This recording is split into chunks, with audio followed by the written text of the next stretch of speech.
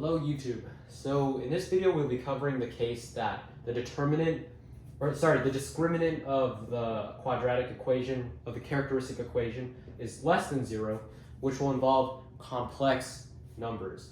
So this is the harder case that I didn't cover in the previous videos, where if we have ay double prime plus by prime plus c equals 0, plus cy equals 0, we'll get ar squared plus br plus c equals 0. So then we'll have our standard quadratic equation. But this time we'll have something that's slightly annoying, which is that b squared minus 4ac is going to be less than 0. And when that happens, you still have r1 and r2. So you'll still have your standard r1 c1 plus c2 e to the r2t. However, this time r1 is going to be a complex number, and r2 is going to be a complex number as well. That's a bit annoying. So how are we going to manage that? Well, let's try it. So let's say we had something like, I don't know, y double prime plus 4y prime plus 10. 10y equals 0. Well, our quadratic equation is going to be 4r plus 10 equals 0. So then r equals negative 4 plus or minus 16 minus 40. It's 10 times 1 times 4. That's negative 2 plus or minus square root of negative 24, which is equal to 2 root negative 6. So this is equal to 2 root 6i. So then you divide this by 2, so you end up with square root of 6i. So now our solution is going to be y equals c1 e to the negative 2 plus root 6i plus c2 e to the negative 2 minus root 6i. So you may remember that e to the I theta power is equal to cosine theta plus I sine theta. So what we'll be doing is we'll be using that fact for our advantage. So we can expand this and expand this differential equation, or expand this exponential, to create something more favorable to work with, since our solution probably shouldn't be e to the negative 2 plus square root 6i. So this is going to be our alpha and this is going to be our beta. And what we can do is we can say e to the, I don't know, let's take this for example, square root 6i. Well, what is that? Well, that's equal to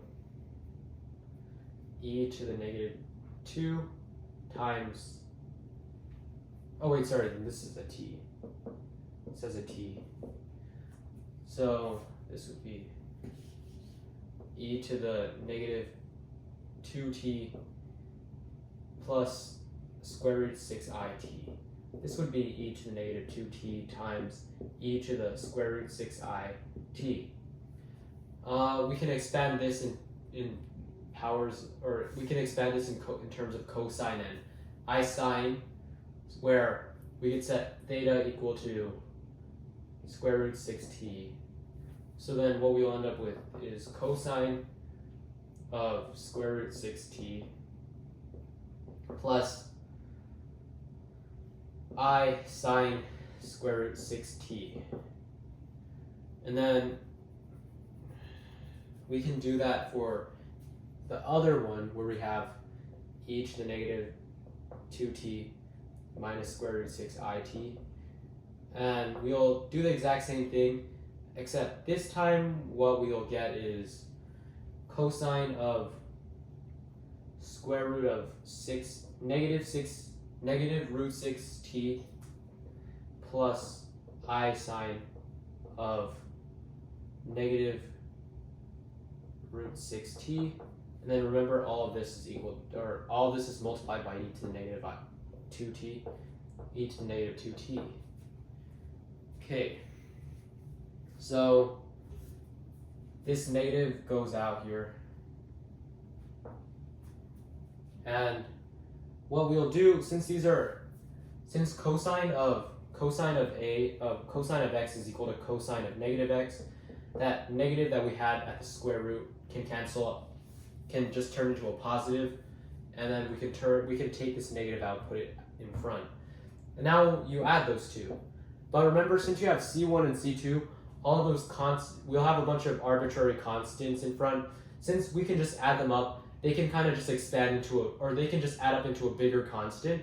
So this will end up just taking the form of c1 e to the negative 2t times cosine of square root 6t plus c2 e to the negative 2t sine of root 6t, where all that imaginary number stuff just goes into the constant. So here, basically, let me just erase all of that.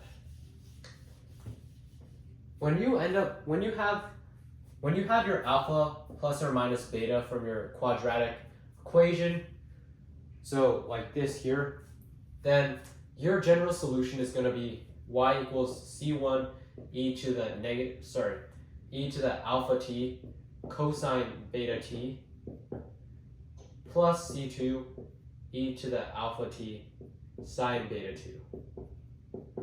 And that's going to be the form of solution that you're going to get. It's that simple. I was just deriving and taking the extra steps to get here. And so now let's try another problem that involves this solution form. So say we have 4y double prime plus 6y prime plus 100y. Why not just go for 100, because why not? Well, let's do this out. So 4r squared plus 6r plus 100, 0. We can simplify, no, let's not simplify. Let's just run the quadratic equation. Negative 6 plus or minus 36 minus 400 over 8. Okay, so now we have negative 3 over 4 plus or minus. This is going to be negative 364. Okay, so negative square root of negative 364. Okay, divided by 8. Then if we divide 364 by 4, we get 91.